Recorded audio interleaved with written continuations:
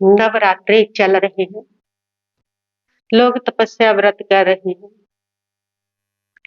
कल मेरे पास एक व्यक्ति आया, उसने आकर के सवाल किया कि महाराज साहब, ये तपस्या करने से, भूखे रहने से क्या कुछ मिलता है? क्या ऐसा नहीं लगता कि भूखे मरना व्यर्थ है? लोग परलोक के लिए तपस्या करते हैं कि परलोक में स्वर्ग मिलेगा तप करने से। पर स्वर्ग किसने देखा है?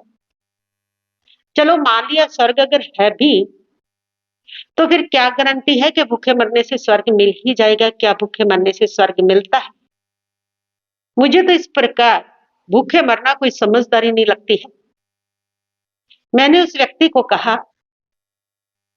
कि चलो मान लिया कि भूखे रहने से, तप करने से स्वर्ग नहीं मिलता, लेकिन फिर भी तप की जीवन के अंदर बहुत बड़ी सार्थकता है। दुनिया के अंदर कोई भी चीज ऐसी नहीं है जो व्यर्थ होती है। हर चीज का महत्व है, हर चीज के फायदे हैं, हर चीज से ही हमारे व्यक्तित्व का निखार होता है। उसी प्रकार तप भी उतना ही सार्थक है हमारे व्यक्तित्व को निखारने में, हमारे व्यक्तित्व का निर्माण करने में। उसने कहा कि हमारे सुंदर व्यक्तित्व का निर्माण तप से होता है। समझ नहीं आया, तप हमारे व्यक्तित्व को कैसे निखारेगा? तप हमारे वर्तमान व्यक्तित्व को कैसे सफल बनाएगा? मैंने उस व्यक्ति को कहा कि तप जब आप करते हैं तो उससे आपके अंदर कंट्रोल करने की पावर बढ़ती है, और कंट्रोल करने की जो पावर है वह आपके व्यक्तित्व को सफल बनाती है। जिन लोगों के पास कंट्रोल करने की पावर नहीं होते वे असफल लोग होते हैं, और जिनके पास कंट्रोल करने की पावर है, चाहे समाज का क्षेत्र है, चाहे परिवार का क्षेत्र है, चाहे रिश्तेदार है, चाहे बिजनेस, हर व्यक्ति के अंदर कंट्रोल करने की जिसके पास पावर होती है वे एक सफल व्यक्ति होता है। और मैंने उसको कहा कि इस बात को आज के साइंटिस्ट भी कह रहे हैं, डॉक्टर गोलमाल हुए हैं, उन्होंने इसके ऊपर रिसर्च की है। उन्होंने ये पाया है कि जिन लोगों के पास कंट्रोल करने की ताकत है ना, वह जो लोग होते हैं वे अवश्य सफल इंसान बनते हैं। उन्होंने 20 बच्चे लिए और उनके ऊपर रिसर्च की। उन 20 बच्चों में से उन्होंने चॉकलेट दी सब बच्चों को और कहा कि बच्चों, जब तक मैं दोबारा नहीं आऊंगा तब तक जो बच्चे चॉकलेट नहीं खाएंगे तो उन बच्चों को डबल मिलेगी, और जो खा लेंगे उनको नहीं। चॉकलेट बहुत ही सुंदर थी, बहुत ही प्यारी थी। डॉक्टर गोलमेल चले गए, घंटा बीत गया। कुछ बच्चों ने खोल करके देखा, पन्ना तो बड़ा सुंदर है, चॉकलेट बड़ी सुंदर है। खोल करके उन्होंने देखा, फिर उनका खाने को दिल किया, कुछ बच्चों ने खा लिया, उसमें 13 बच्चों ने खा लिया। उन बच्चों ने दूसरे 7 बच्चे जो खड़े थे, जो कहते थे नहीं खाएंगे, डबल लेकर के ही खाएंगे, उन बच्चों को उन्होंने बहुत डराया कि तुम भी खा लो, नहीं खाओगे तो हम तुम्हारी छीन लेंगे। उन्होंने कहा नहीं आने वाला वो डॉक्टर, अरे जिंदगी का स्वाद तो चख लो, मजा तो ले लो तुम इसको खा करके। लेकिन वह बच्चे दृढ़ता के साथ खड़े रहे कि नहीं, और उन बच्चों ने अपने पर पूरा कंट्रोल रखा। 3 घंटे बाद डॉक्टर गोलमाल आए, उन्होंने देखा कि 7 बच्चे अभी भी खड़े हुए हैं उस चॉकलेट को लेकर, उन्होंने नहीं खाई। उन्होंने बच्चों को डबल चॉकलेट दी और साथ ही कहा कि बच्चों, तुम्हारे पास कंट्रोल करने की पावर है। जिन लोगों के पास कंट्रोल करने की पावर होती है वे अवश्य एक दिन सफल व्यक्ति बनते हैं। और डॉक्टर गोलमेल ने उन 20 बच्चों के ऊपर 20 साल तक रिसर्च की और पाया कि वो बच्चे एक सफल इंसान बने, वो अच्छे अच्छे पदों पर पहुंचे, और अगर कहीं पर वो जूनियर भी थे किसी ऑफिस में तो उनकी इज्जत सीनियर से बढ़ करके थी, उनका प्रचार सीनियर से बढ़ करके था, यानी कि वो एक अच्छे सफल इंसान बने। इसलिए साइंटिस्टों ने भी ये सिद्ध किया है, कंट्रोल करने की पावर हमारे व्यक्तित्व को सफल बनाती है, निखारती है। तो तप करने से हमारे कंट्रोल करने की पावर बढ़ती है। भगवान महावीर स्वामी भी यही कहते हैं, इच्छा निरोधो तप। इच्छा का निरोध करना ही तप है, जिससे हमारी इच्छा का निरोध हो जाए। और आज हमारे पास यही पावर नहीं है कि हम अपनी इच्छा का निरोध कर सकें, और आज इच्छाएं बढ़ती चली जा रही हैं। इतनी इच्छा है इंसान के पास कि उसके कारण उसको डिप्रेशन हो रहा है, उसके कारण उसको दवाइयाँ खानी पड़ रही है। वो डॉक्टर के पास जाके कह रहा है कि किसी समय विचार नहीं थम रहे मेरे, दिन-रात विचार चल रहे हैं, मैं अशांत हो चुका हूँ, मैं परेशान हो चुका हूँ और वो दवा खा-खा के अपने विचारों को थमने की दवा खा रहे हैं। क्यों? क्यों ये कंट्रोल करने की शक्ति खोगी?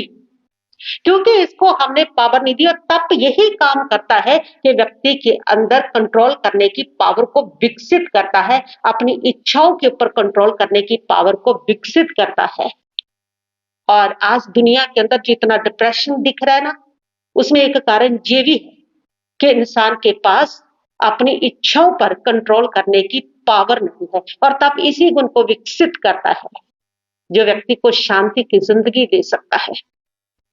और दूसरा है, उसके साथ-साथ जब आप तप करते हो, भूखे रहते हो ना, तो बहुत सारा भोजन आपका छूट जाता है और वो बहुत सारा भोजन बहुत अन्य जीवों तक पहुँच जाता है, जो भूखे मर रहे, जिनको मिल नहीं रहा, वहाँ तक पहुँच जाता है। आपको याद होगा, जब देश के ऊपर अन्न संकट आया था ना, तो लाल बहादुर शास्त्री ने उस समय कहा था कि सब लोग देशवासी एक समय का भोजन छोड़ दें, तो अन्न संकट से मुक्ति हो जाएगी और जिन लोगों तक नहीं पहुंच रहा, जो भूखे मर रहे हैं, उन तक भोजन पहुंच जाएगा।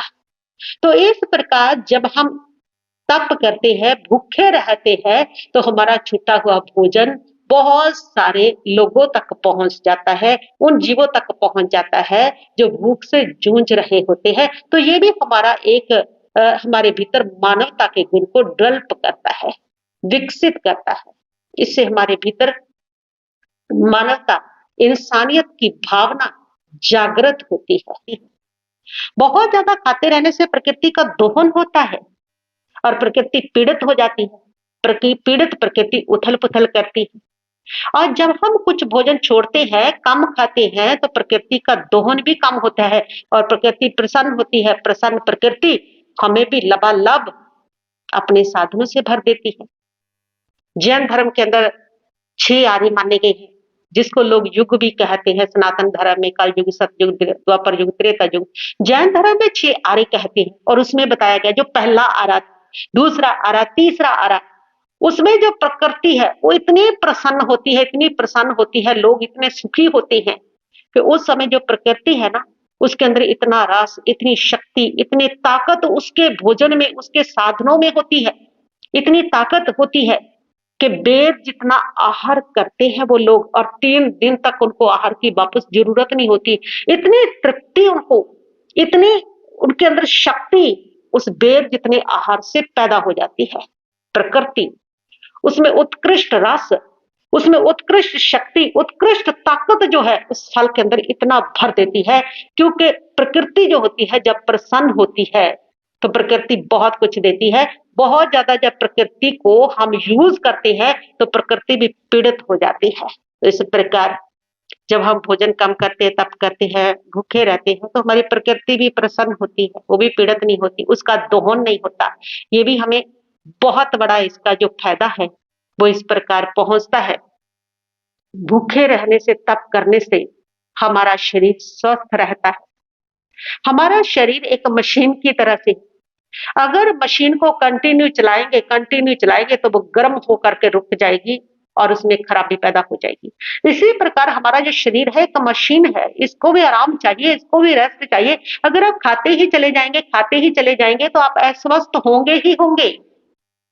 जैसे आप आधी छुट्टी मनाते हो ना शनिवार की और रविवार की पूरी छुट्टी आपको चाहिए आराम करने के लिए, उसी प्रकार आपका पेट भी यही कहता है कि मुझे भी आराम चाहिए, कम से कम सप्ताह में 1 दिन तो आराम दो, कम से कम महीने में 1 दिन दे दो, 15 दिन में 1 दिन दो, लेकिन कभी तो उसको आराम दो।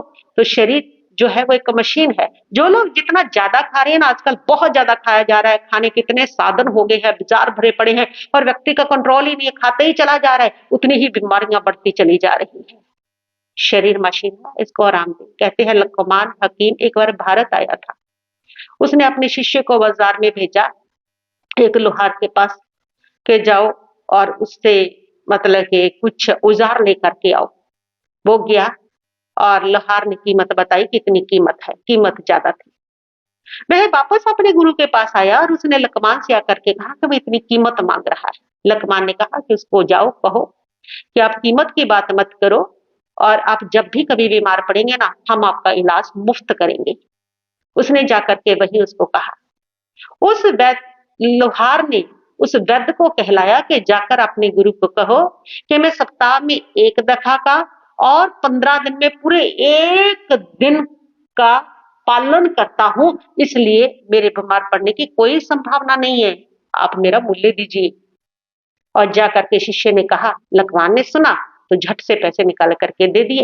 ये 2 जाकर के उसको और शिष्य ने आकर के पूछा कि ये क्या है? सप्ताह में 1 दफा, 15 दिन में 1 पूरे दिन का पालन करना और जिसको सुन करके आपको लगा कि वो व्यक्ति कभी बीमार नहीं पड़ेगा और आपने पैसे दे दिए कि उसको इलाज की ज़रूरत नहीं पड़ेगी, क्या?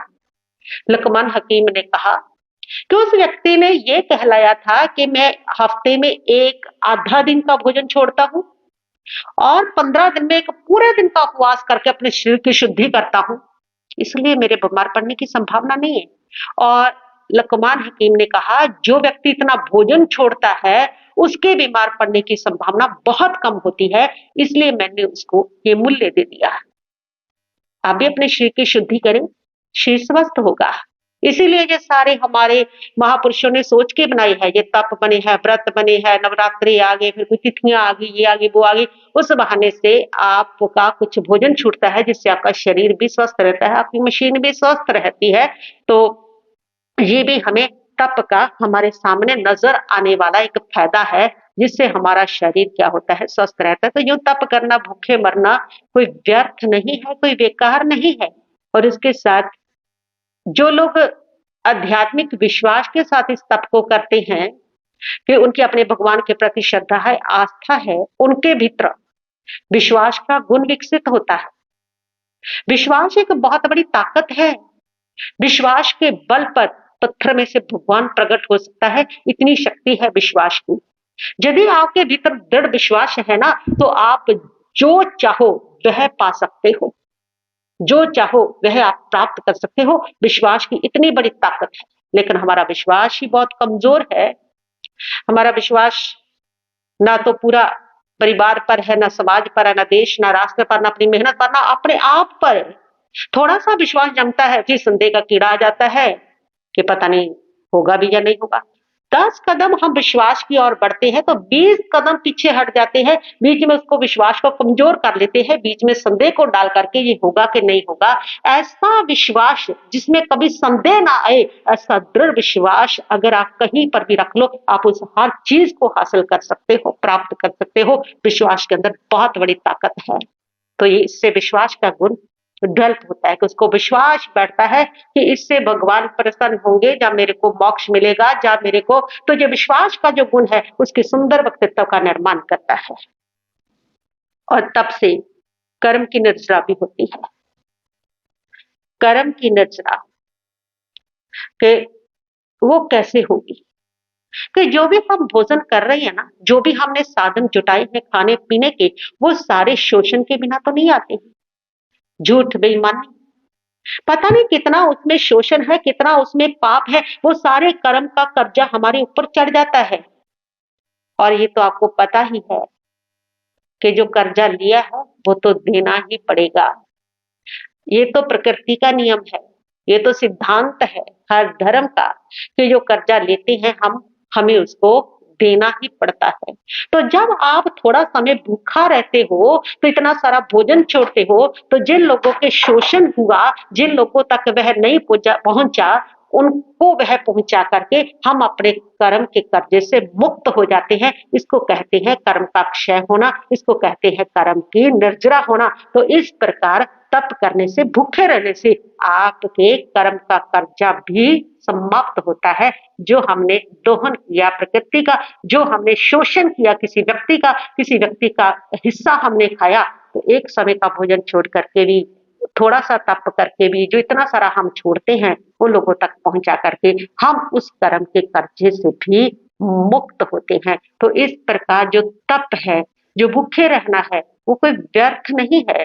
भूखे रहने से आपके भीतर बहुत सारे गुण विकसित होते हैं, जिससे आपके सफल व्यक्तित्व का निर्माण होता है।